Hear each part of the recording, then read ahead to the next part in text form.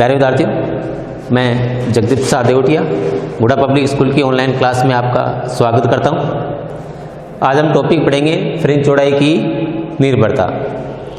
तो फ्रिंज चौड़ाई किन किन राशियों पर निर्भर करती है ये देखना अपने को। तो फ्रिंज चौड़ाई का सूत्र होता है बीटा बराबर डी लैम्डा बटे डी। चित्र जो हमने बनाया था तो इसमें एक क्लास समन स्रोत है S1 S2। क्लास समन स्रोतों से पर्दे की दूरी है d और जो प्रकाश आ रहा है उस प्रकाश की तरंग दैर्घ्य लैम्डा और इन दोनों क्लास समन स्रोतों के बीच की दूरी d। इन तीन राशियों पर ये निर्भर करती है। तो पहला पॉइंट अपने पास कि बीटा समानुपाती d। सूत्र के अनुसार देखें तो बीटा है वो d के समानुपाती है और d क्या है? क्लासमन स्रोतों से पर्दे की दूरी। तो इस d का मान यदि हम बढ़ाएं, d का मान बढ़ाएं तो इस पर्दे को क्लासमन स्रोतों से दूर ले जाना पड़ेगा। तो d का मान बढ़ाएं तो फ्रिंज चौड़ाई का मान बढ़ जाएगा। लेकिन इस पर्दे को हम बहुत ज़्यादा दूरी पर नहीं ले जा सकते। यदि पर्दे को बहुत ज़्यादा दूरी पर यदि हम स्थापित कर देते हैं तो व्यतिकरण प्रतिरूप प्राप्त नहीं होगा।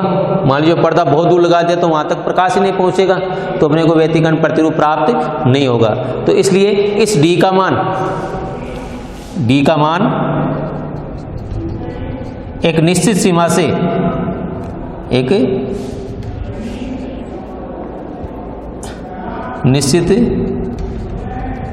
से ज़्यादा नहीं कर सकते।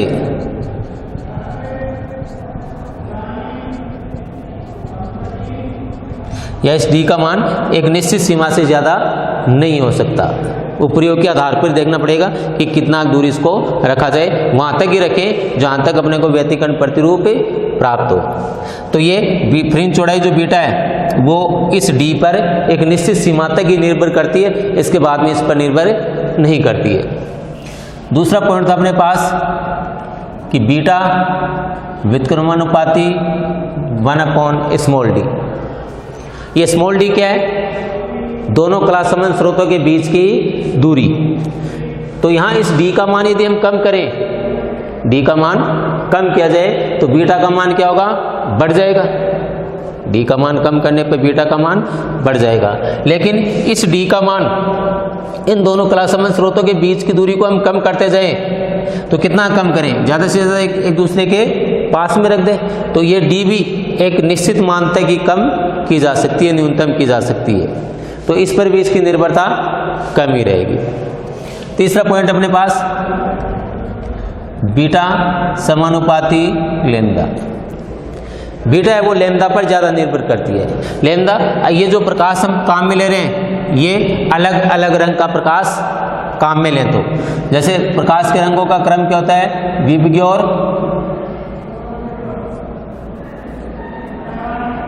और इधर हम जाते हैं तो लैम्डा बढ़ता है अपने पास।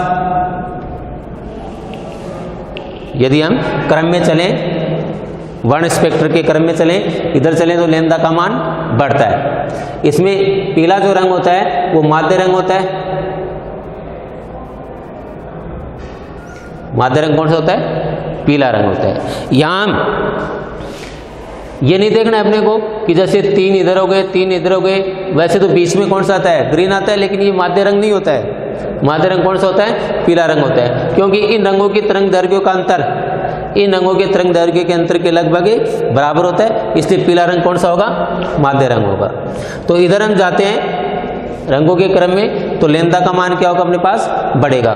जब लैम्डा बढ़ता है तो बीटा का मान भी बढ़ता है। तो यहाँ प्रश्न ये आता है कि यंग के प्रयोग में लाल प्रकाश काम में लें और बैंगनी प्रकाश काम में लें। यंग के प्रयोग में लाल प्रकाश ये और बैंगनी प्रकाश काम में लें तो कौन से प्रकाश के लिए तरंग दैर्घ्य का मान ज़्यादा होगा? तो यहाँ ये देखना है वो कौन से प्रकाश के लिए फ्रिंज चौड़ाई का मान ज़्यादा होगा। तो यहाँ ज़्यादा तरंग दैर्घ्य कौन से रंग की है? लाल रंग की, और कम किसकी है? बैंगनी रंग की। तो ये जो बीटा है वो कौन से रंग के लिए ज़्यादा होगा? लाल रंग के लिए। Beta Lal is greater than beta बैंगनी। तो लाल रंग के लिए फ्रिंज चौड़ाई अपने पास अधिक प्राप्त होती है और बैंगनी रंग के लिए फ्रिंज चौड़ाई का मान कम प्राप्त होता है।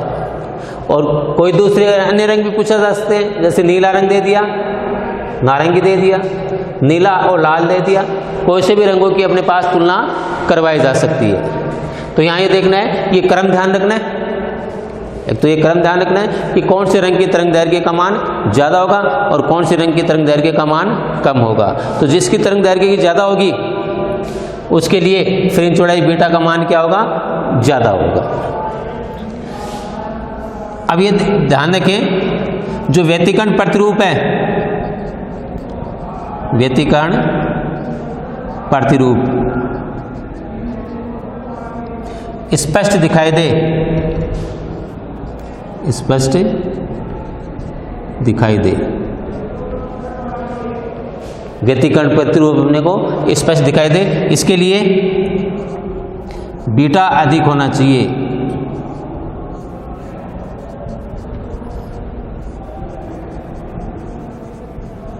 ये व्यतिकर्ण प्रतिरूप के लिए आवश्यक शर्त है। व्यतिकर्ण प्रतिरूप स्पष्ट दिखाई दे, इसके लिए आवश्यक शर्त क्या होगी, फ्रिंज चौड़ाई बीटा का मान क्या होना चाहिए, अधिक होना चाहिए।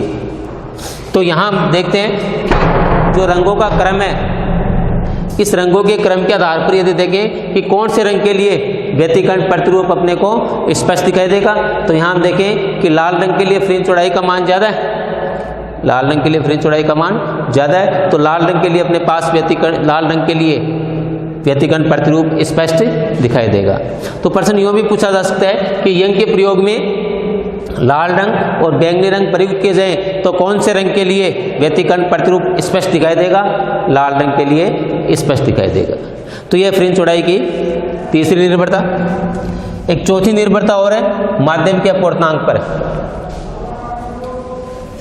चौथा पॉइंट क्या अपने पास, अपवर्तनांक।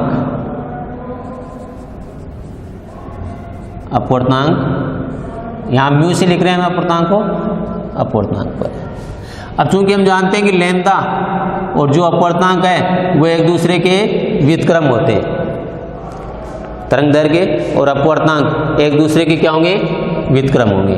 और यहाँ बीटा जो फ्रिंज चौड़ाई है वो लैम्ब्डा के समानुपाती है, इसलिए यहाँ बीटा की जगह क्या रखें, वो लैम्ब्डा की जगह बीटा रख दें, तो बीटा व्युत्क्रमानुपाती, यह है माध्यम के अपवर्तनांक के व्युत्क्रमानुपाती। तो फ्रिंज चौड़ाई है वो माध्यम के अपवर्तनांक पर कैसे निर्भर करती है, इसके व्युत्क्रमानुपाती होती है। अब माध्यम हम लेते हैं जैसे वायु, पानी। अब वायु का अपवर्तनांक कितना होता है, म्यू बराबर 1.00029, जिसको हम लगभग 1 ले लेते हैं गणनाओं में।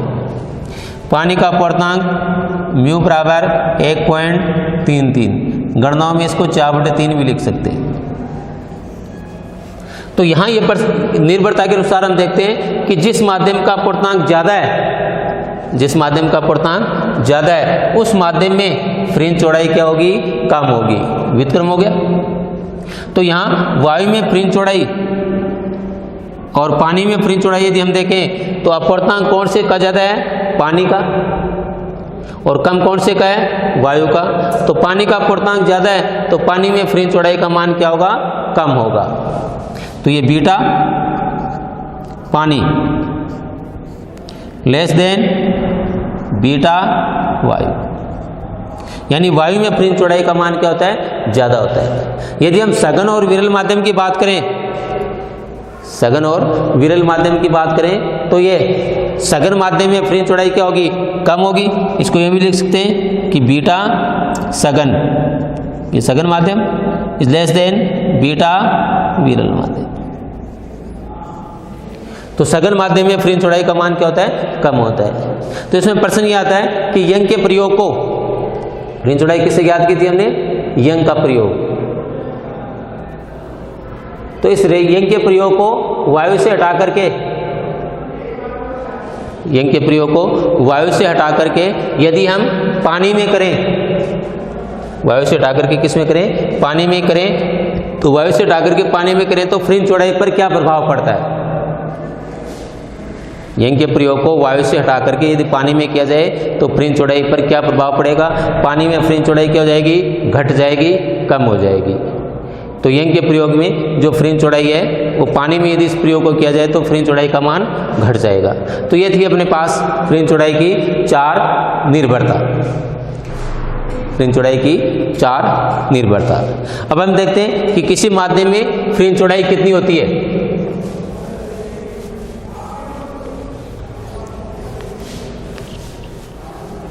माध्यम में फ्रिंज चौड़ाई ज्ञात करने का सूत्र, यदि अपने पास वायु में फ्रिंज चौड़ाई दे रखी है तो माध्यम में फ्रिंज चौड़ाई,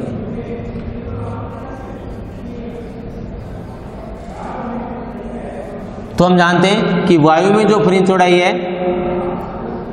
वायु में फ्रिंज चौड़ाई, इसका सूत्र आएगा अपने पास बीटा ए। वायु के लिए ए काम लेते हैं, एयर बराबर डी लैम्डा ए और बट्टे स्मॉल डी। ये समीकरण नंबर 1। ये तो आगे अपने पास वायु में फ्रिंज चौड़ाई। किसी माध्यम में, कोई भी माध्यम हो, माध्यम में फ्रिंज चौड़ाई,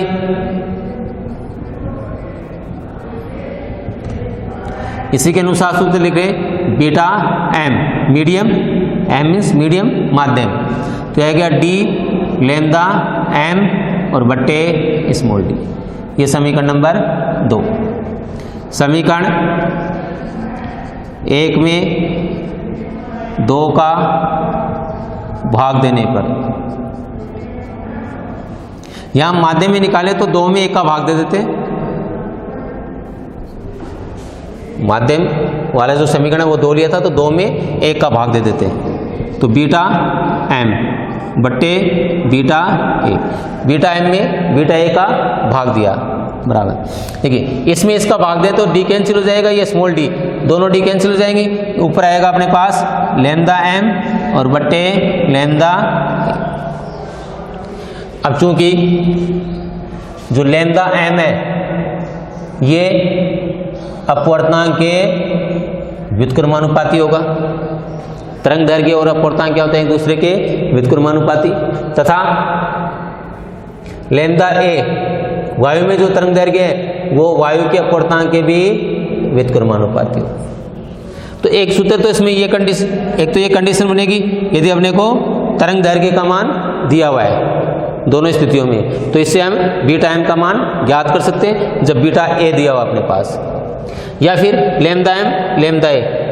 तो यहाँ से इनका अनुपात देखें तो लैम्डा एन इसकी जगह क्या रखें? म्यू एम, 1/म्यू एम, और लैम्डा ए इसकी जगह रखें 1/म्यू ए। तो ये हो जाएगा बीटा एम और बट्टे बीटा ए। ये तो देखा एम बट्टे ए था, माध्यम की तरंग दैर्घ्य और वायु की तरंग दैर्घ्य। अपवर्तनांक में उल्टा हो गया, लैम्डा एम इसके व्युत्क्रम आ गया, तो यहाँ आ जाएगा अपने पास म्यू ए और बट्टे म्यू एम। इसका उल्टा हो जाएगा क्योंकि अपवर्तनांक वो तरंग दैर्घ्य के व्युत्क्रमानुपाती होगा। या बीटा एम बराबर, इसको इधर ले जाएगा, इसको इधर पक्षांतर कर देंगे, beta A into mu A और बट्टे म्यू एम। अब गणनाओं में जो वायु का अपवर्तनांक है वो 1 रखते हैं। अब चूंकि म्यू ए बराबर कितना हो गया? 1, इसलिए बीटा एम बराबर बीटा ए और बट्टे म्यू एम। यह आएगा किसी माध्यम में फ्रिंज चौड़ाई का मान ज्ञात करना। तो किसी माध्यम में फ्रिंज चौड़ाई अपने को ज्ञात करनी है तो वायु में फ्रिंज चौड़ाई दी हुई है अपने पास, और वायु में फ्रिंज चौड़ाई दी हुई है तो उसमें किसी माध्यम के अपवर्तनांक का भाग दे देंगे, तो यह आ जाएगी अपने पास किसी माध्यम में फ्रिंज चौड़ाई। तो आज की क्लास में इतना ही, धन्यवाद।